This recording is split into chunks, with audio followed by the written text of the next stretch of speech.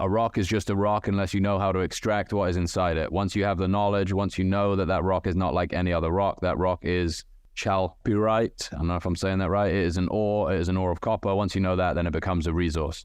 This is a long, medium-length article about basically knowledge being the barrier to resource discovery, which would completely reshape your understanding of the world. This is going back to the sugar cube powered Tesla, not to Rafa, throw that on the screen as a little B-roll there, mate. If you invent a fusion reactor that can run a Tesla on a sugar cube for 100 years, and you ask me whether I would buy that instead of the Tesla, all other things being equal, I think I like the car with the fusion motor or the atomic overthruster. Well, welcome to another episode of Not Investment Advice, the AMA episode, part 2 from last week. Last week, we covered off on the more topical stuff. This week, we've got all the stuff we couldn't get to, was more personal. We got Visor Fan still here. We got Jack Butcher in the place and Bilal Zaidi, handheld Zaidi today.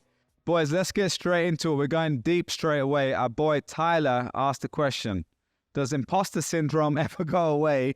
Do you guys still get anxious and scared time to time? We're just scared. We're going straight for the deep stuff. Thank you for that question, Tyler. Oh my God, you guys got to hit this one. Imposter syndrome. Jack, do you get imposter syndrome? I disagree with the premise of it, basically. Like, the idea really? Okay. I'm saying the expectation that if you're making progress, that you don't end up in a position where you have less experience than your peers or your perceived peers is incorrect, right? Like, I think it was Seth Godin had this thing. He said, you feel imposter syndrome because you're an imposter. That sounds like a Seth Godin thing to say. Bro, but you know what I'm saying? Like, it's just, I get so it, yeah. deep. I have no idea what that means. No, but I guess you're saying like you're not there yet. Is that what you're saying? Yeah, well, it's saying like, because everyone's an imposter. What do you expect? Yeah, exactly. It's like you show up to the first day of like training for a sport or something, and you have 0 days of experience versus people who have 10 years of experience. You are like, imposter compared to them. If you listen to last week's thing, the idea of language, you can use the term imposter to describe what you're experiencing. You could also use the term inexperienced, unqualified, like younger, whatever the thing is. And depending on the definition of the thing you're trying to do, that's also, if you're trying to fly a plane and you don't know how to fly a plane, you're an imposter and you probably shouldn't be flying a plane, right? There are very massive degrees of difference in when and where the word imposter in my mind is the consequences of being an imposter are different in different situations, right? But for everybody, especially if you're doing something nuanced or you're working for yourself or you're trying to build something that is, under your control entirely, the entire journey you experience that because you are by definition, like, there is no qualification to reach or specific milestone to hit, or like you don't feel an imposter when you're like stacking shelves in a supermarket because it's piss easy to do it. Not physically. It's actually pretty hard. Yeah, and you can come on, Jack. I see what you're saying. Jack worked in a car factory. He's allowed to say that. I worked in a supermarket too. I'm saying. I'm saying. I'm saying. I see what you're saying. I think the best thing I'm taking away from what you said is this. There are degrees to where imposterness is a problem, right? So I will just comment on what Jack said, and I 100% agree, is if you feel like an imposter in a lower, like, quote unquote, lower state, if you're an imposter for surgery, yeah, that's a problem, right? Like, right. If you're a heart surgeon and you feel like an imposter, that's probably not a good thing. And you wouldn't probably be in that situation because you put in so much work, so much practice, so many hundreds and thousands of hours of preparation where you probably won't feel that way, right? And even then you might not feel. I'm answering bias thinking that this is probably entrepreneurial lens that somebody's coming at this with. Probably is, or some business related or knowledge worker related. Do you know what I mean? But I will say, I'm not like that. Maybe my answer came off as negative, but I'm saying like outside of very defined boundaries, you're going to feel that because you're doing things that don't have specific definition. You're in a category of one. So, that to me, unless you want to give that up and go into an environment that has much more of a fixed set of variables, that's the trade-off. Uncertainty. I love that. I love that clarification. Oh, go on, Trung. No, I just want to add is like, yeah, I think we should clarify that we believe that this is probably for the more creative productivity field that we are in currently and that we do. And we're probably only qualified to opine on that anyways, right? I love how to clarify, both of you are saying you do get that feeling or not? Because Jack, you said something about if it's day one, you should have it. 10 years later, you might not. That part I was wanting to clarify. I think imposter syndrome as a way to encapsulate what we're talking about is a bad framing for it in an entrepreneurial context. You know, like you are identifying as somebody who's trying to do something different. Like if you don't like that feeling, you shouldn't be, or not like the feeling if you can't tolerate the feeling or expect the feeling, or like if you stay in forward motion, it's just like the window of things you haven't done is just moving to the right or forward or whatever. Yeah, you're literally by definition imposter, because doing that sort of work is about being new into something, creating something new. But I guess that's or even just new to you, even just new to you. That's true. Like maybe I am even generalizing it too much by saying like you're changing the world, like you're changing your experience of the world. You're like having a different experience or trying something that you haven't done before, which is a net new thing, which I think it's just been like the most popular framing of this idea of just basically getting new experience and trying things that you don't have a barometer for, or you haven't been through that feedback loop before. So that makes sense. Yeah. But so go on, Trung. What are you going to say? Yeah, I was just going to say, now that we've kind of gone to the wording semantic of it, and which I do agree with, just to summarize Jack's point, I think there are different fields of where imposter syndrome matter.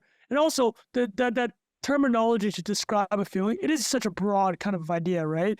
But I think the antidote to a lot of it, I don't know if this is exactly what Tyler's alluding to, but I think the antidote is the feeling of being an imposter is that you're literally allowing somebody or somebodies to determine, whether or not you should pursue this thing. Because by definition, feel like an imposter is like you're feeling like you're judged, right?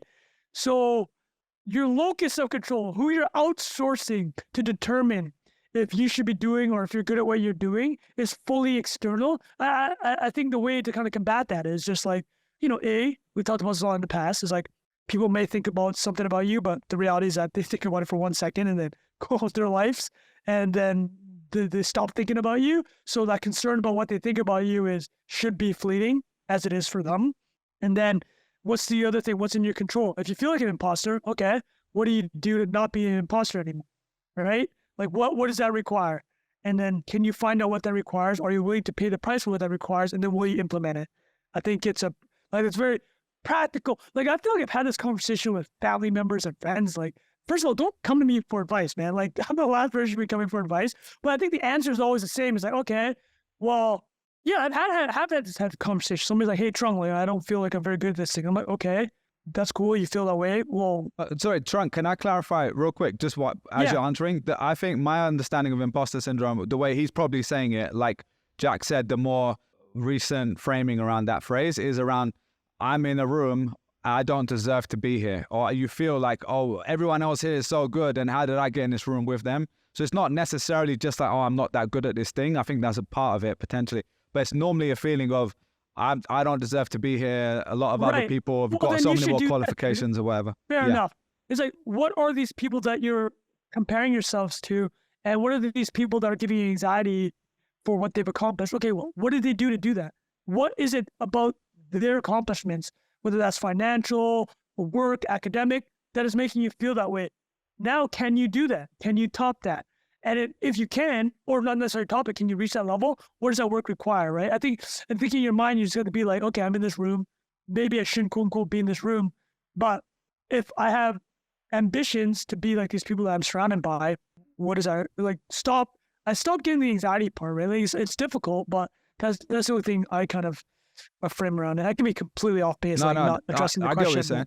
I would just add to that real quickly is, I think the feeling, when I've had it in the past, I think it's more around, well, first of all, I think traditionally a lot more women get this than men, or I think both men and women get it, but from speaking to a lot of women about it, that's a more common thing than a lot of men. Like, in fact, a lot of men tend to be, again, I'm generalizing here, this is going to be cancelled, but it's like a overconfidence. Yeah, it's like, they should be thinking, hey, I actually need to learn more than they do. Like, I'll do that sometimes. I'll go in the room, I'll be like, oh, I'll figure it out, you know what I mean? Whereas a lot of people might be so qualified, so established in whatever they're doing, have lots of knowledge, but then kind of hold back because they say, oh, that person in the room, I'm going to listen to them, or, I think they are more experienced than me for whatever reason, and they come across more confident than me. So I think a lot of it is, well, kind of what you said. There is varying levels to it. Sometimes, as Jack said, you are an imposter, right? Like, you don't know enough yet, and you need to hone that craft or gain that knowledge to feel confident. If you're still getting that after you still actually look at yourself objectively and say, I do actually know 90% of what I'm going to know, because you're never going to know 100%. Then you might get to the stage where you're like, all right, now it's beyond me knowing enough and having the skills or qualification. It's more about, there's a confidence thing there. And that often is a bit deeper. That is more about kind of like your self-perception, right? Like, that is where I think a lot of people do struggle with it. I feel like us three, just knowing you guys from here, might not struggle with it as much. But I know that having spoken to a lot of people, that is a common thing. So I don't know what the antidote to that is, except for what Trung just mentioned there and what Jack mentioned. It's just like making sure you're doing all the things you can do to be the best version of yourself, but also reminding yourself, like, you're there for a reason. So, like, I've had this, let's say when I joined Charity War, interesting example, because even though Charity War was a much smaller organization than, say, Google, my role at Charity War was very, very senior. And I was managing lots of people that were older than me, on paper more experienced, right? So that was an example where at times I wouldn't say I was a complete imposter, but at times I'd be in a room where, I don't want to like name drop, but it'll be like people in the room where I'm like, oh, I've like read that person's book when I was a kid, and now they're in a room with me and they're asking my opinion. Or there's like well-to-do people there, and I'm like, oh, well, maybe I'm not yet at that level where I should really be answering this. But then you kind of need to remind yourself, well, you're there for a reason. You got through the door for a reason. They hired you for a reason. I think that's different as an employee than as a business owner or entrepreneur, though, because entrepreneur, you're literally, as Jack said, you're creating something completely new. So you're, by definition, kind of an imposter in that scenario. So yeah, that's the only thing I would add, is just remember that you're there for a reason, and like, no one's got it completely sorted, figured out. So yeah, that's the only thing I wanted to add. All right, great question though, Tyler. Let us know if that was helpful or if there was more context we were missing. This one is for Jack from Rustin.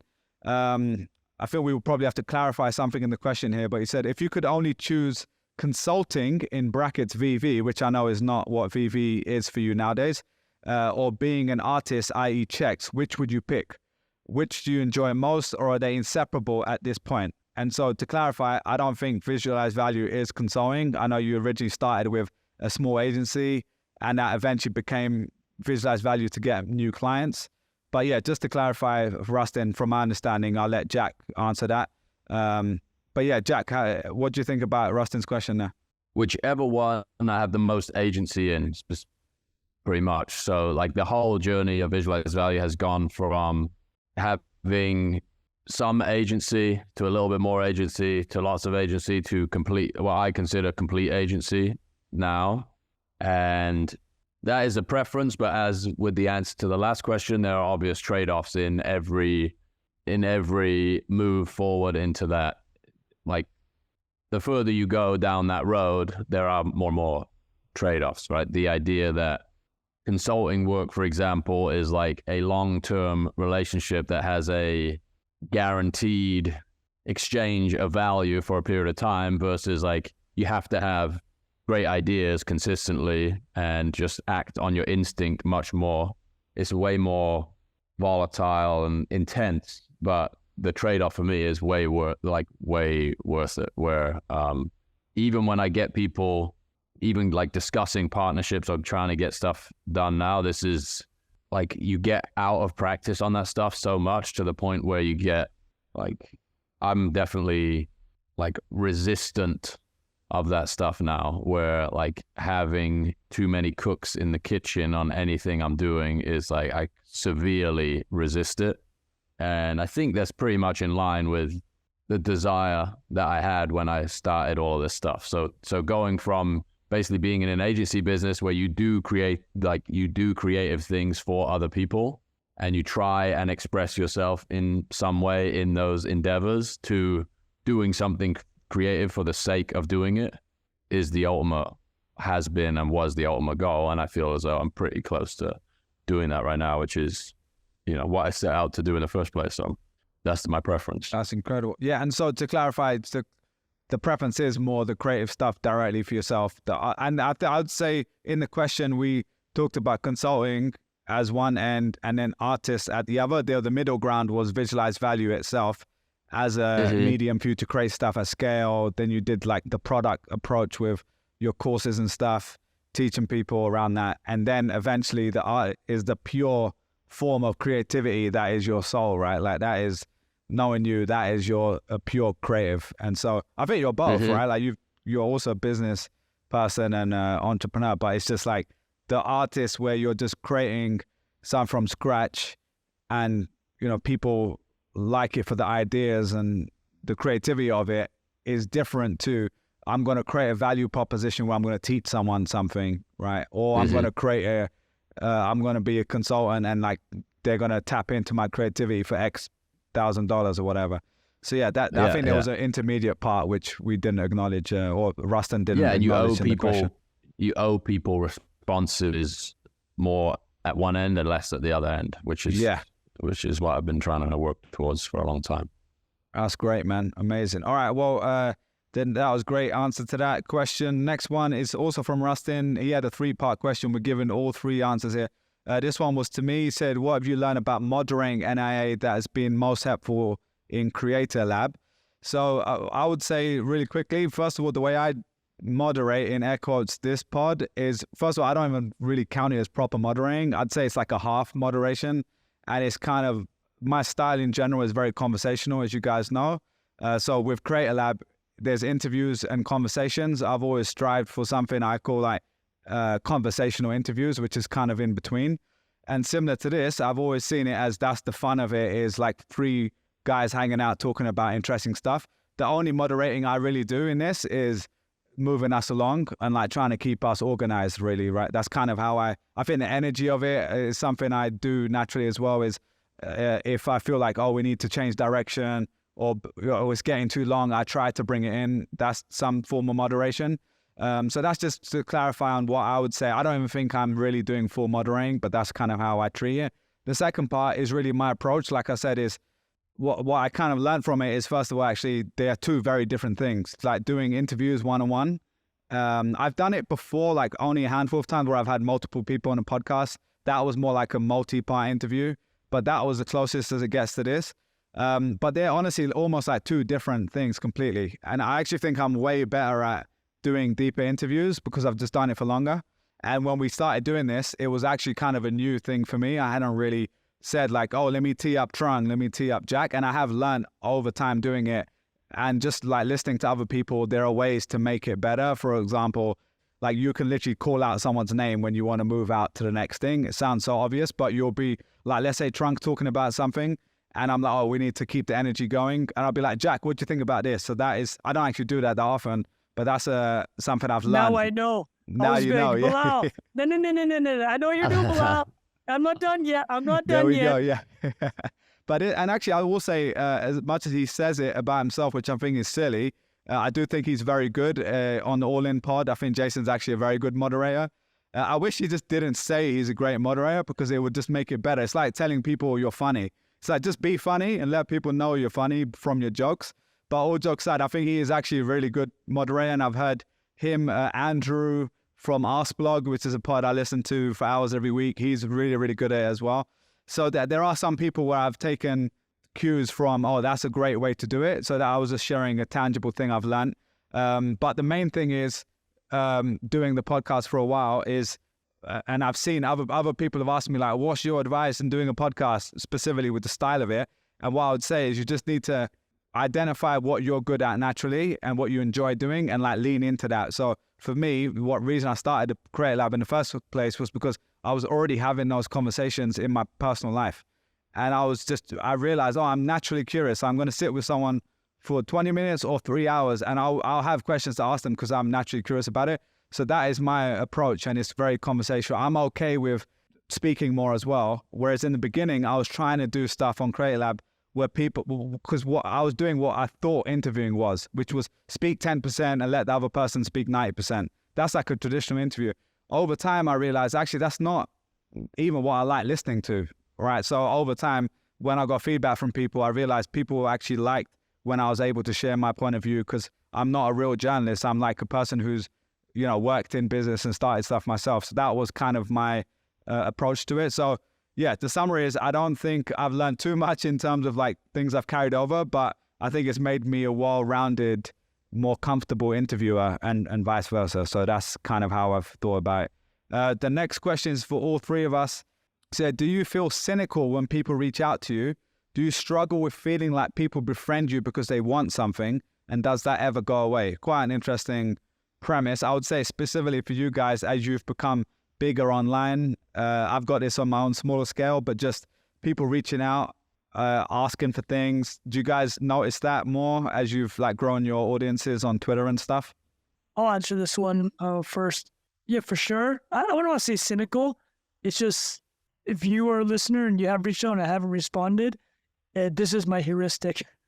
It's just, I don't have time to respond to the amount of volume of messages I get. And I've talked about this before. It's literally nothing personal. It's just, this is my online life. This is my work life. I have a lot of other things, mostly family and kid related. And I just have to pick and choose your battles. But the one thing I will say is this: the absolute toughest obviously goes in order. Asking for a meetup in person. I see my parents and siblings X amount of times a year, right? For me to carve out time to physically meet someone while having to schedule with my wife and my kid and all these other things, extremely difficult. And then it goes to the next layers, right? Zoom and phone. It's the same deal. It's that meme of a single phone call blowing up your entire day? It's quite similar. It's so true though. The meme. If it had to be a 100% is a thing. Could this have been a text? Yeah. Could this have been one email where I send five? To be honest, if you're looking for something from not necessarily me or anyone, even in my approaches with some people that I do want to meet and chat, it's just so simple. It's like one ask, right? It's are you free here? Hey man, quick question or about this one thing. And is this a 2-sentence answer you can have, right? Honestly, you might get more value out of that than trying to shoehorn a 30 or 45-minute chat, right? And so I've mostly, to be honest, I still try to answer. I get a lot. I'm sure Jack gets a ton. I still try to answer as many as I can. But if, the reality is that it's just finite with how many you can do. And then just the ordering of the ask, like I just described, is I'm sure it's exactly the same for you guys. Is that blah, somebody asks you for the in-person meet, that's a big ask. Yeah. Same. I would say the question though around befriending you because they want something, that's an interesting idea as well, because the truth is most people, if you have a cold exchange with someone you don't know, assumption is there is something someone wants. It doesn't always necessarily have to be a bad thing, right? Because a good someone who's promoting mutual, something, right? It could be mutual, yeah. Exactly. It could be hey, I want to introduce you to this person because that's going to help you and them and me. Or I want to sell you this product because I think you will like it and I'll make money from it. I'm never against a cold outreach, but I will say, yeah, there's the thing you mentioned there about the order of stuff. That is interesting because sometimes with a podcast specifically, people listen to you for hours, right? And that's an interesting dynamic that is very unique to podcasting, where people know so much more about you than you don't know anything about them, obviously, right? If you just met them. And that is an interesting thing because I have it with other people too, where I meet them and I feel like they're my best friend because I've listened to them for hours and you just want to hang out with them. And it's not necessarily something I want something from them either, but a lot of they want something. It's your time just to feel good to be able to talk to someone, there's nothing wrong with that. But again, it comes down to the understanding it's not personal, it's just a priority thing. Even this week, we talked about, I'm in Lisbon, a few people messaged about it, and I would love to do it, but it's a limited time I'm here. I'm just about scheduling in stuff with people that are friends of friends that I really want to meet. So it just becomes down to a priority thing. Let and me it's actually, not Bilal, like you nailed personal, it because I kind of didn't answer that question. But yeah, the cynical part versus like, is it, do they want something in friendship? I'd actually frame it like this. This is my answer to that very specific question is, I think when you're doing those type of outreaches or whichever position you're in, you really think about the position the other person is in, right? If somebody is a little bit on the older side, listen, if I'm in my 20s, dude, if I'm early 20s, I'm doing literally anything. Everything. I will do anything. It's just that time, just like know who that person you're talking to, like, and this might be a huge generalization, but once they move into that parenting, once the individual has a kid, all bets are off at that point. Yeah, everything's just like, completely different. Schedule just goes, well, I love Jack's thoughts on this. Like, Jack. Yeah. I mean, well, here's the thing. Jack's been insanely productive with a second kid. Like, so, I mean, like, Jack, let's throw the ball in your court. Could you address first the specific question about, are you cynical about outreaches? And then the second part of like, understanding the phase that person is in and like what is even reasonable to expect. So I'm not cynical about the outreach. I think to Chung's point about there being a lot of material about the stuff that people are probably reaching out about already recorded on YouTube, the hundreds of these that we've done. And I've done like very specific things in like visualized value world or NFT world or crypto world. And a lot of the time, I think people just ascribe a way higher value of outcome from like a 15-minute conversation they would have with you versus like going in and digging into the stuff that already exists out there. I was actually having this conversation with Celia this week. I think the most valuable thing you could do for someone in most cases is like, this is a bad idea. Like this is like, I don't know, that's a really hard thing to do in a short period of time because it's you don't want to discourage someone, but at the same time, you don't want somebody to like waste their time on something. And part of that is like the natural process of figuring stuff out. Like if I go back 5 or 6 years and look at like I would send cold outreach messages on LinkedIn to people about like working with my agency. And like, I look at that now, I'm like, if I was on the receiving end of that, I'd be like, who is this idiot, man? Like, he really thinks that I'm like, CMO of this company, and I'm going to hire him from a cold LinkedIn message, right? So yeah, like, I'm not cynical about from that. It's like the reps that you have to go through in some respect, where it's like realizing what it takes to really get somebody's attention and like make something interesting enough to like warrant, like Trung says, like, taking a good amount of time out of the day. But the second part of the question where like your traditional, like I grew up, I guess, in a, like your friends are your friends and the people you work with are the people you work with, right? And you have working relationships with your workmates and that's a different thing. When you get into like specifically like your life and work blurring a lot, the boundary is way harder to keep because you're passionate about it, you're interested in it, you're always talking about it, and sometimes that leads to like these awkward conversations where like people assume that you're like doing something with them or you've like created this, I don't know, I'm maybe bad at this because I don't see the line as clearly, but I find myself sometimes like, oh man, I wish I just kept this to like talking about football at the pub. Like you get into too far down the like rabbit hole of let's start doing their stand. Yeah. That's a great point. That's a great point, dude. And I sometimes think like, was that me like making that happen? And then you question like, well, the nature of your friendship in the first place, that really sets the tone for it too, right? Like, one of the things I've loved about moving cities is I've met people who like are completely outside of my professional interests. So like you could go have a beer and like literally will never come up. Like none of that, no work stuff will ever come up. And I know that is an important thing, I think, to have, to not have every conversation you have and every friendship you have centered around the stuff that you're like, for me at least, is like constantly running in the back of my mind.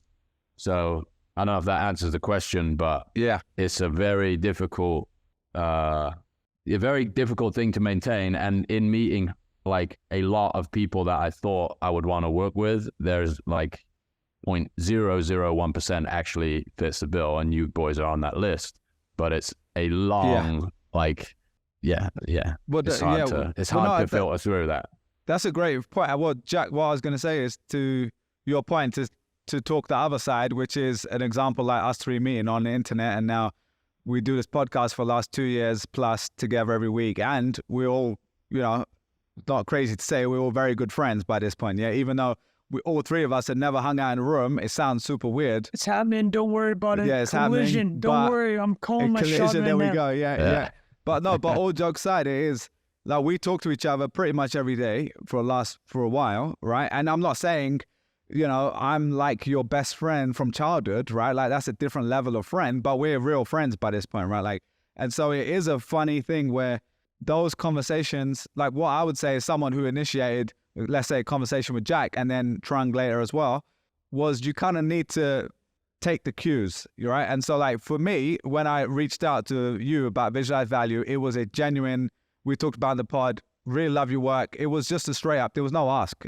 A genuine, I wasn't really contacted to ask. I was like, oh, this is such cool work. I'm a creative person. I'd recognize this, someone created this in their brain. I always like to send a message just to say, basically like, thanks for making this thing.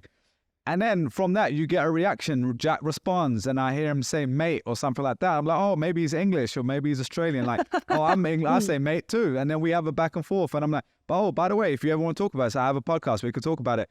And then from there on the podcast, I've had lots of people on the podcast. Only, like, let's say 20% of them, I'll actually speak, 20 to 30% I'll speak to ever again, right? Because a lot of them, you just never have a chance to chat to again. And I'd say like 5 to 10 actually have become pretty good friends, or like people I still speak to or see. But that was a progressive thing. It was like, okay, Jack, how did the conversation go? Did I do a good job? Did I put my best foot forward in this conversation? And then did we get on enough that it wasn't just like this basic thing of, oh, let's stay in touch. It was like, Jack's like, oh no, yeah, take my number. We should definitely chat. And if someone says, take my number, that's a different level of interest. It sounds like I'm a pickup artist here, but same idea, right? Well, read it from the game. I don't know if the AMA has any questions about relationships. But there we go. Rafa, cut that segment and we'll just title it something different. How to find your partner. No, but all jokes aside, you get the point, right? Invite him on the podcast. Yeah. You got to just read the room, basically, right? And you got to not overstep the boundaries, and you got to say, like, first of all, make that ask, like you said, think about what's in it for them. And sometimes it's not. Like, it's okay if that's the case, but then don't take it personally when someone's not responding. It's that's not because the other side of it. Yeah, do not take it personally. You have every right to send these shots. Yeah. The individual, and this goes on both sides. I've said a shit ton of cold emails, right? 100%, so many. Yeah. I don't take it personal. The person doesn't respond. How can you possibly? First of all, you have to assume that shit's in the spam. That should just be like default. Like I've actually had ones with good friends where they emailed me like, "Hey, Tron, I'm coming to Vancouver," and like I never replied. And like 2 years later, it's like, "Yo, dude, you like completely ghosted me." Like when I came to the city, and I'll look in the spam box, and it's like my good buddy from college who I completely ghosted because I never saw his message, and they think it's bullshit, right? But yo, these Gmail filters are send no that joke. Screenshot, bro. You can't let them know. I got me some receipts. Receipts, yeah. No, but so I think that's a great question. Good, like, discussion. But yeah, the last thing I was going to say, there are some people I've interviewed in the past where it got to a level, essentially when you're publicly rich, right? So like, Jack, you might now get this where people know how much you sold artwork for, or you've in the past shared, visualized value numbers, check the chain. Yeah. And so there's certain things where people know you've made X amount of money, which does bring its own level of kind of ask, right? Because the guy I'm thinking of is Jim McKilvey. He was on the pod, Great Lab, founder of Square. He told me right at the end, what's it like? What was it feeling when you became a billionaire, basically, in so many words? And he said, I had this great euphoric moment, but then after that, it's basically downhill, because once you're known to be a rich person, just assume every single message you get is someone's asking for something and most likely asking for money. And it's kind of true. It's like I've been added to so many podcasters list that all my inbox every day, I will get 10, 20 messages requesting guests for the podcast, right? Yeah, so I just know 98% of them are just bullshit. They're not even good guests. I've never heard of the people. And so that is my level of, on a tiny scale, not billionaire status. Imagine, I think I also got added to some investors list somewhere, and they're like, hey, you start sending decks to me. And I'm like, oh my God, who've been spamming my email here? So you can't imagine at that level where you're either publicly facing, really publicly facing at that level, or you're a billionaire. It's next level. So I would say people eventually just put a barrier between them and the outside world. That's true, too, right? This is This is the family office, the EA or the family office or whatever it is. I think that becomes a point. I was actually just reading Skin in the Game, Taleb. Nassim? Oh. Yeah, I left it on the plane I was just on actually, and hopefully somebody picked that up and had a life changing. Jack just walks around, leaves the Navalmanac just in random seats. With a signed copy on his illustration. Just that signed copy. Leaves it. You're welcome. I changed your life. Yeah. And there's like a passage in there where he says like you're able to basically evaluate and curate opportunities much better if you don't externalize that. So you are the barrier or you are the barometer. Like you take it all, but you can only like respond to a certain amount. But you could argue both sides of that, because if you have somebody with decent enough understanding of what you want to do, that filter can never hit you. And I feel really guilty when there are people that I have collaborated with or have known for a long time, and they'll ask me like really reasonable stuff, like, hey, I have a project that I'm working on. I'd love your feedback on it. Can we get on the phone for an hour? And you're like an hour, it's not the hour. It's the like complete mental pivot from whatever I'm doing to what you're doing. Like all the context that you're going to have to give me to even get like and this is not to say like, if you've chosen that as a career, if you're a VC or if you're like somebody who wants to evaluate and switch context and do all this, and this, I'm not doing that. I'm trying to do one thing for, 8 hours straight. And then this thing comes in left field. It's not about the hour that you're taking out of someone's day. It's like, I would rather not start that conversation, because you never get to the end of the hour and like, okay, there you go. Like case closed, right? It's like, let's keep chatting about it, or let me think about it. And then that is like opening up this other thing where I'm like, almost when I'm saying it, I'm like, I have a track record of not following up on any of this stuff, but I hear my mouth saying I'm going to get back to you and I'm going to think about it. Bro, when you say I'm going to get, there's nothing more devastating than saying, I could do. You're I like, could oh do. My God. No, dude. That's let me tough. think about it. I'll get back to you. I want to tell you something I've recently done. I just say, and I'm giving this away, so listen to you people anyways, listen, you know what I mean. I just go, pay more this. I'll look into it. That's it. That's my entire commitment. I'm going to look into it. And then if you hit me a month later, hey, Trump, did you get a chance? Yeah, I looked into it. I got nothing to add. I looked. There's nothing more for me to add. That's it. Nah, boys. The real thing, I think, is to have a, like, hey, I don't have the bandwidth for this right now. Yeah. Thanks for thinking of me. I appreciate it. Yeah, that's a good point. Like how you actually frame it, because you don't want to feel bad, but you do want to be kind of honest and straight up. But you get to a point, especially when like in the waves of things, where specifically for me, the last couple months, like things have been like busy and there's been a lot of stuff out in the world with my name on it. So the volume of requests increases, and everybody that starts is like, oh, you must be super busy, but can you do X? But can I add that to your to-do list? Yeah. But you just feel like saying, hey, like no hard feelings, like, even if we made time, I'm so brain dead or I'm so focused on this other stuff, I can't add any value to whatever it is you're doing, other than in some cases saying, hey, I think this is a bad idea. And then that's like, opens you up have a to whole spend other more time justifying, why?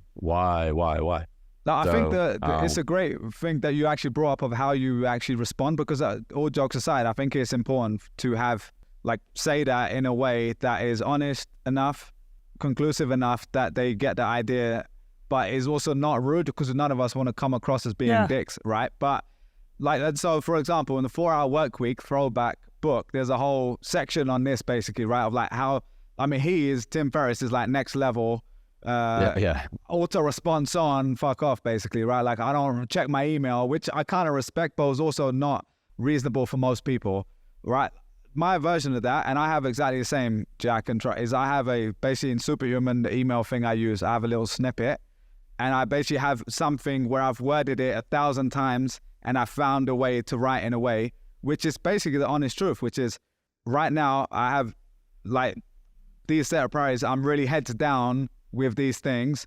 Heads down. Don't take it in a bad way, basically. But I don't have energy. I don't have time to do other stuff.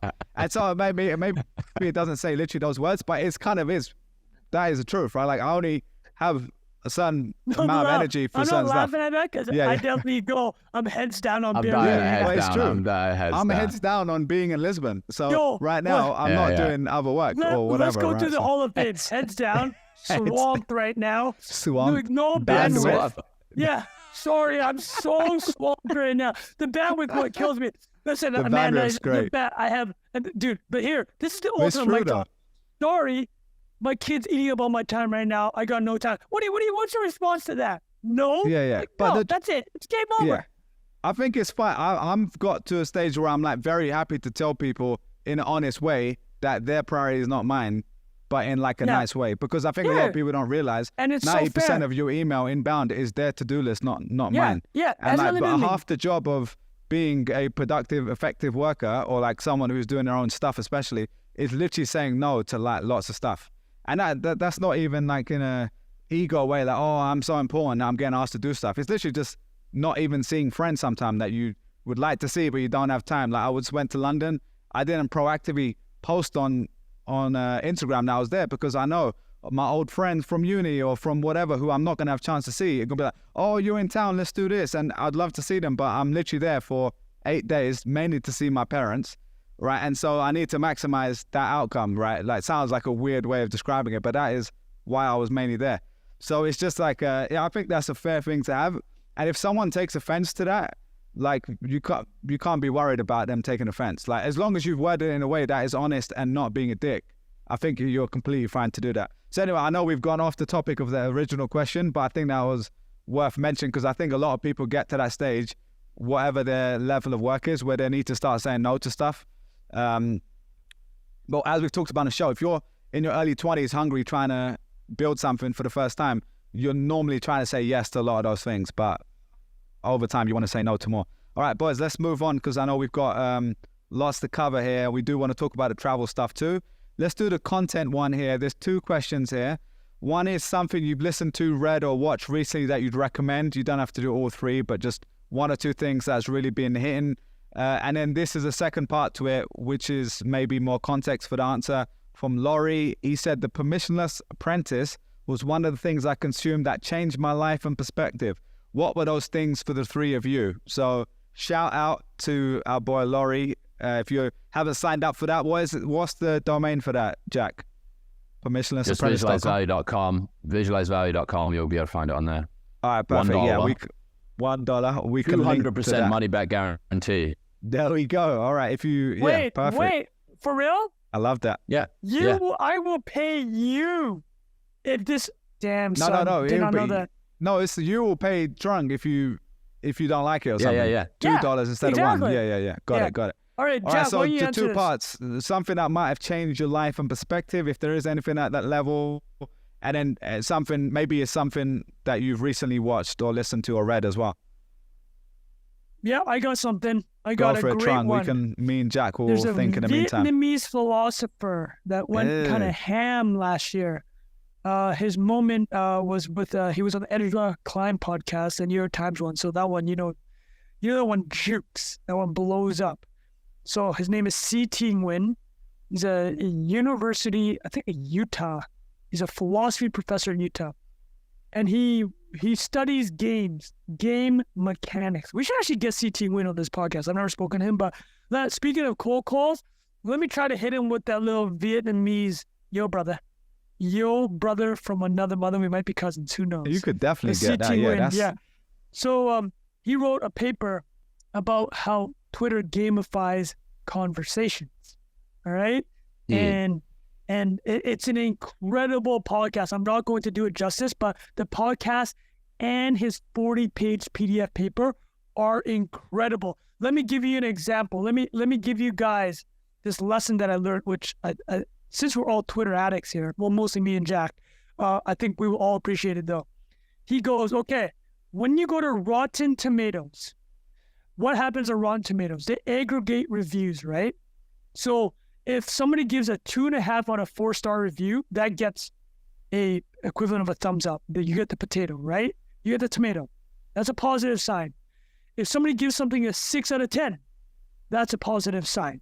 So if somebody gives something a 10 out of 10, that in the aggregation system is equivalent to the 6 out of 10. But a 10 out of 10 could be The Godfather, which changes your life. And that is getting bucketed the same for an Adam Sandler comedy, which made you laugh for 90 minutes, guaranteed to do that, but may not change your life. So Rotten Tomatoes, what Rotten Tomatoes does is it flattens out your assessments of the quality of things. Twitter is the same. When you like something on Twitter, because there's only so few interactions you can do, like, retweet, comment, again, you might see a tweet from Jack that might change your life, more likely than a tweet from me. So you get a tweet from Jack that might change your life. But your interaction mechanic is to like it. It's flattened out. It's like the 6 out of 10 and the 10 out of 10. You might see a joke from Trung that makes you laugh. You never think about it again. It gets the same interaction as Jack's thing that you're still thinking about a month from now. So what it does, Twitter is literally flattening out communication. It's flattening out what is being rewarded. And we know that Twitter takes away the nuance from conversations. But it's not only that. It's like literally changing the outputs that people will get because they're getting the same reward, even though something might be significantly more profound, right? And he just talks about how that changes, like literally changes conversations. It changes political rhetoric, right? Like for politicians, a lot of them, it's just to score points literally on Twitter, is to get engagement instead of having something that will actually change policy, something that will change the way people think, right?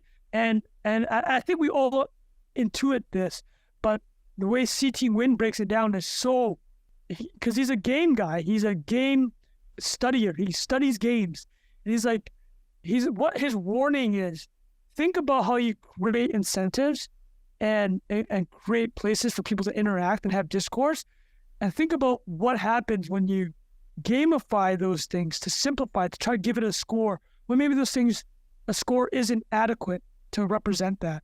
So I don't know if that kind of makes sense. You gotta drop that link. Yeah. That was great. That was a great yeah, very cool. So Ezra Klein and CT Win, that's from February. We'll drop it in the show notes. It's mind blowing. I think we'll get CT Win on the podcast. I'm calling it right now. That'll be dope. I love that. Jack, anything to share from your side? Also, shout out to Laurie for liking your stuff. Yeah. Yeah, man. Appreciate that. Thank you very much.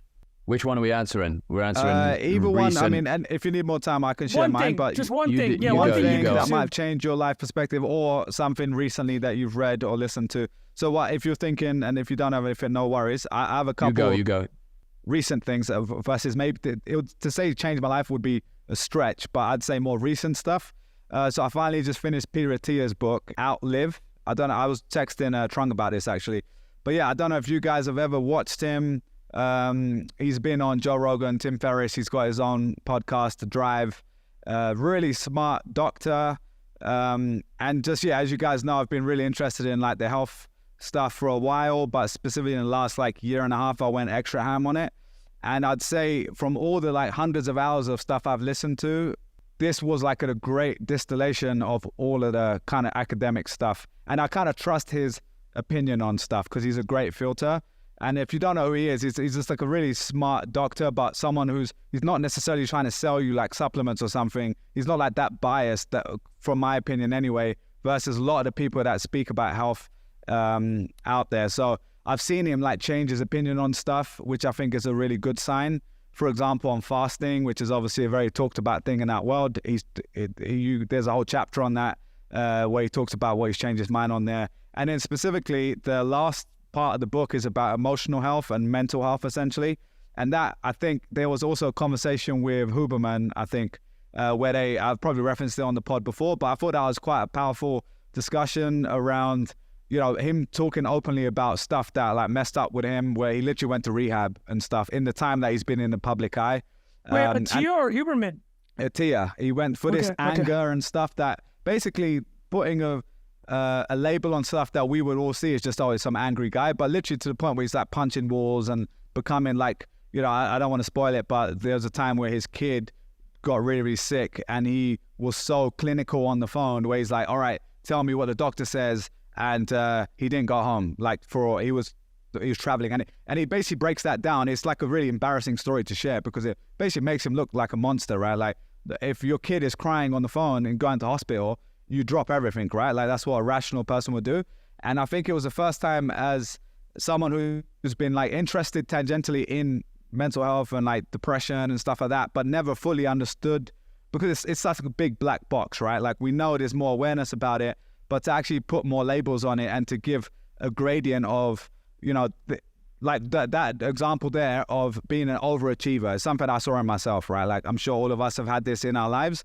Like there's someone who's an overachiever can just be someone who's just like really motivated, but a lot of the time it's you're trying to overcompensate for something and it can become addiction the same way a negative addiction like alcoholism or drugs can be, right? And so he goes into details around that. And he actually referenced another book that I've just started reading, so I can't really say it is good or not yet, but I've read like a couple chapters. It's called Talk About It by Terence Real. Again, I know nothing about his world, but he references it in that book. And a lady called Esther Perel, who is like a famous psychologist, got Peter Attia to read that. And so that one, I was like, okay, this is something I've been interested in learning about for a while. And so I've started reading that as well recently while I've been away. So those are two books. I will say if you're someone who just wants a summary, you don't need to read the full book. But if you're really interested in the latest stuff around not just, you know, all the trendy stuff like intermittent fasting, but just how preventative healthcare and your life can be impacted by what he calls the 4 horsemen diseases like heart disease, neurodegenerative diseases, metabolic diseases, and I forgot the 4th one, but yeah, and cancer. So he basically talks about all of those and how the system we are running in healthcare is very much like something's wrong, like put a plaster on it, take this drug, which makes sense for the stage of medicine that we've been in. But what he calls like medicine 2.0 or maybe 3.0, I can't remember what he called it, is that there is more, it should be more of a preventative approach. And just for my summary from it is you need to take your own health in your own hands, which we all kind of know, but he gives you a lot more tangible stuff, not just high-level stuff, like actual stuff. When you go to a doctor, ask for these blood tests. And when you're training in the gym, like these are a list of things you want to write for yourself. Like when I'm 55 years old, what do I want to do? I want to pick up my grandson. I want to be able to put, you know, something in the locker in a plane and all that sort of stuff. And like these are things that you can actually train for today. So I found it very impactful. It really kind of solidified a lot of my kind of like learnings in the space. So I'd recommend that. And on a lighter note, I will say a couple thread people that we've shared in our DMs, and you've probably seen some of these, but Upshot Towers, you know, the guys that write this sports stuff, absolutely incredible threads they're writing on Twitter. Like this one I've got up here. Incredible. Oh my God. The one he wrote about Benzema? Oh my God, man. Yeah, I'll share this with Rafa, really so you can share it on the screen right now. But I'll just read this one. They don't make him like Harry Redknapp anymore. The West Ham gaffer talked like a taxi driver, bollocked players on live TV and sent fans on as substitutes. From porn star transfer targets to karate kicks in training, meet football's most terrific manager. And he does a whole thread on like this legendary manager in football. So if you're interested in some funny reading, that one and the one on Haaland and Benzema was also great. And then last one, our boy George Mack, want to give him a shout. I think he's been absolutely killing it with his threads. He's been up in the content game, George. In the content game. I see you. He's been going ham. I literally see you. Like I'm in my feed and I'm seeing your stuff. But he's been doing a great job. I think he's been doing a really good job of this one I've got up here, what is neglected by the media but will be studied by historians. And he's just sharing fun examples. Obviously in a very thread boy way, but in a very good way. Like I think he's doing a great job of that and bringing to my attention really interesting stuff. So we will link to both of those in the show notes as well. So some fun reading for you there. Jack, anything coming to mind? Yeah, I had to look it up while we're on it. There was this. You guys ever heard of Brett Hall? You know who that is? The hockey player? No, he's a physicist. Okay. There's a Brett. Imagine it was a hockey player, though. That'd be incredible. Well, there is an American hockey player named Brett Hall. But anyways, Brett Hall. Okay. So he wrote this. He's written a lot of amazing things, but there's one article that he wrote that was racking my brain while you were talking about trying to figure out where it was. But it's called "Are We Running Out of Resources?" And the first paragraph, I'll just read the first paragraph, and then we'll link to the rest of it. It says, "A rock is just a rock unless you know how to extract what is inside it. Once you have the knowledge, once you know that rock is not like any other rock, that rock is chalcopyrite. I don't know if I'm saying that right. It is an ore of copper. Once you know that, then it becomes a resource." This is a long, medium length article about basically knowledge being the barrier to resource discovery, which would completely reshape your understanding of the world. This is going back to the sugar cube powered Tesla, not to Rafa, throw it on the screen as a little B-roll there, mate. Studying something 10,000 hours, knowing it front to back, and you've done that with Bitcoin. So the question I had was, what would make you believe that your thesis on Bitcoin was incorrect? If I saw something better. Okay. It's like, if you invent a fusion reactor that can run a Tesla on a sugar cube for 100 years, and you ask me whether I would buy that instead of the Tesla, all other things being equal, I think I like the car with the fusion motor or the atomic overthruster. I think this idea of finding, things that people have articulated that help you think about the world in a different way, and this did for me, like the ideas that I actually discovered this guy through Naval, who Naval obviously reshaped the way I thought about my working life, but then through reading Naval stuff, getting to be exposed to people writing about physics specifically in a way that I can understand. This guy's writing is amazing. But please share that link. I tweeted it a couple years ago. I said, "Pessimists read this." That's how I found it from the Twitter advanced search, but it really Rafa's gonna post that reframing. Yeah. Amazing. I got it. That's a great. Okay. That's a great share, man. In the group. Smashing it. All right, boys. Should we? That was a great way to wrap that bit up. Just for the last few minutes, should we? Let's fire through some quick ones. The travel. Yeah. Well, I was gonna say, if you want to do the travel, there was a question from Jonah, which will kind of lead us into the travel part. We've got a few minutes. Jonah said, this was actually from the last AMA. We didn't get to answer it, so I've brought this back for you, Jonah. I'm going to be moving to France from the US for grad school without knowing many people across the pond. Do you international gentlemen have any good stories or advice for settling into another culture or country? Well, I mean, at this point, he's probably real settled in, right? Or Jonah. Yeah, he probably is. But I don't know. I mean, it was probably from a month ago. But yeah, we can definitely still share. And all of us have moved, right? So we've done that a few times. Let's do this, Bob. Why don't we let's skip the travel stuff. There's not gonna be enough time. Let's answer this question. Let's just answer this one. It'll be similar. Yeah. Yeah. Is there any advice? Well, the key thing again, how old are you, right? Don't follow what Trung did in his 20s. Well, actually, I think you should do what I did in my 20s, which was hit the streets so hard. I think I was out 5 nights a week. I was having lunch at cafes and out 5 nights a week. I mean, you just gotta get to know people. Incredible. And wait, Trung, you were telling me about the routine you had. I only heard this when we met in person about the swimming every day. Do you want to share that? But that was when I was wifed up. You were cleaning up. I had my missus. All right, fair enough. That won't count. Well, actually, I'll tell you why my advice is completely useless here. So Jonah's doing this in 2023. I never had Tinder, never had Hinge. I don't think any of us had actually. I had it early on. Okay, but I had it. Yeah. So that changes the equation, right? So you can at least the meaning of the depends if you're single too, to be fair. But depends if you're single.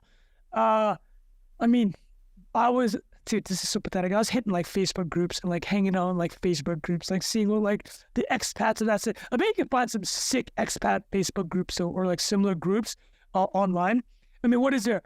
There's nothing. Nomad List actually has a Slack group. Nomad List has a great one. Yeah, there you go. This is I don't know what the French one will be like, but that's worth checking out. Is there any path? I don't know what you gotta hit the streets, man. It's that's it. It's you gotta be out there. That's all. Well, especially France is quite an interesting one because this is obviously generalizing, but I know it depends where you are in France. If you're in Paris, I'm assuming if you said a business school. There's like I forgot what it called. It starts with an E. Or INSEAD is there, and there's a few other big ones. Oh yeah, INSEAD. HEC or something like that is another one, I think. But a lot of them are in Paris or near Paris. So I'd say like the Parisians are different to the rest of France. Like from my French friends, they say that. Like generally speaking, they've already got a lot of their own groups, and they're not as impressed or interested in a lot of the time like international people, because they're like, we're French in Paris. Like, we already live in the good life. We are already the apex of culture. Exactly. But no, I mean, obviously generalizing, but I would say, well, first of all, wherever you're studying is going to have a great network, I'm sure, of other people. But one of the things I've noticed, I moved to Dublin for a few years, and obviously I've moved to the States and like been around in the States for a while. And then the third version of this for me was spending like 2-3 months at a time in different countries. Like did in Argentina, Colombia for almost a month, Mexico City a couple months. I've done Europe a few months at a time. And so there are actually some interesting ways to meet people beyond, like, obviously if you are single, go hard and, you know, meet locals and like get introduced to their friends, go to their, you know, event. Barbecue is a great way to meet people. But one of the things I'd say, honestly, like today I went on a walking tour, which is the most touristy thing, right? Like I'm literally there feeling embarrassed that I'm at this walking tour, but I've always loved these things. It's always so touristy, but it's like 2-3 hours. And if you get a good guide, like first of all, you're just walking around, which is fun, like just to see the place anyway. But they tell you so much random stuff that you're just never gonna know, right? It's never on Wikipedia. It's not on Google Maps. It's like that guy knows this specific thing about who got massacred in this square today. Or like, check out that little spy over there. That's from the Islamic background, but this part was the Jewish background. And like, I would never have known that. So for someone like me, and I'm sure you guys are a bit like that, just knowing that, like especially fun fact fan, you're gonna love getting to know that interesting stuff. But you also meet really interesting people there. Like, it's not always just Asian tourists taking pictures. This is great advice, man. Yeah, I might take a walking tour in Vancouver to meet people. Yeah. And also the other thing I'd say, I was actually going to say that. I did this in New York when I moved there. Even though I was going to live there, I went in my neighborhood and I met a guy he did this for fun on the side on the weekend for free, just because he loved telling people about history of like the Greenwich Village where I lived at the time. And it was like I learned more about that New York in that 1-2 hours than I have like in 10 years of living there. So that's a good way to do it. Another thing I've done recently is gone Airbnb experiences, which again sounds kind of obvious, but if you go to like I did a mezcal mole thing in Oaxaca, there was like a wine tasting thing here in Lisbon. Like you meet kind of interesting people. So it depends on, if you're like a 22-year-old, go to a hostel, right? Like you're going to meet plenty of people there. But if you're like going to business school, I'm assuming you're like late 20s or early 30s or something like that. This sort of thing, you might meet some more traveling people, like interesting backgrounds. And nowadays you're getting a lot more, not like digital nomads only, but what they call slow mads. So like, if you guys have heard that term, it's from ridiculous. What is that? Well, it's like the guy, what's his name, Peter Levels, who made Nomad List. I think I've heard him describe himself as a slow mad, because it's kind of like what I am now by this point. It's like when I travel like this, I'm here for a few months, I'm working a little bit, I'm like doing some podcasts, but then I'm also just like trying to just pretend like I'm living in a place for a month or whatever, right? So it's not like you're here in the streets like you were in your 20s. And like, you know, I've got my girlfriend, so we live the way we would be living in New York. Like we're cooking at home, we're like going out sometimes, but we're doing like normal stuff in this place. And for a lot of those people, they're like living there for a year or two and seeing how they feel. So that is another sort of group of people you might meet, which is kind of interesting too. I just want to say, I love how practical Bilal got on this question. My answer was, I don't know. I hit actionable the streets, advice. No, but well, what I want to say, I think the walking tour is such a great suggestion. But what I love chirping walking tours, because nothing is funnier to me than big Asian groups around sites like the Colosseum or Acropolis with Incredible. Like the one with the flag, you know, they're holding the flag, all following. Can't hear you. When they're all following the lady with the flag that's high in the sky. Yeah. It's funny as shit ever, man. It's so good. My old man loves that stuff. But anyways. But yeah, hopefully that helps, Jonah. Jack, any last tips? I know we've been here for a while, so we'll have to cut this soon. But Jack, you moved to the US, slept on people's couches, made your way, you lived the American dream. Any advice for Jonah? Yeah, I was also 21 at the time, so it's very much an age-dependent thing, a situation-dependent thing, like Trunk said. But I do think the I mean, a lot of it will come. I'm trying to think back. Like, I moved here with a couple people I knew, and then one or two connections that you already have can kind of introduce you to big networks of people. So finding whether that's people you're studying with or people that you might already be one degree of separation from, that to me like helped me like get traction quick-ish with social stuff. Is just one connection in common is enough to like, break the metaphorical ice and get going, and then work and study stuff. I know we talked about this on this episode already, but yeah, you obviously going to make friends and acquaintances with people who have the same professional interests as you too. But no, you guys gave great answers. I'm not going to add much to that. Bilal went above and beyond there. I'll just say one last thing as well, just because it came to mind as you said that, is whenever I've lived in another country, it's really important for me anyway, is to make sure you make local friends too, because a lot of time you just become friends with expats, right? And you're there with the international crew, which is understandable, but like you really want to get that local French experience. Like you want to be invited to the Thanksgiving equivalent of one of your boys, your French friends. You go out with only the French people.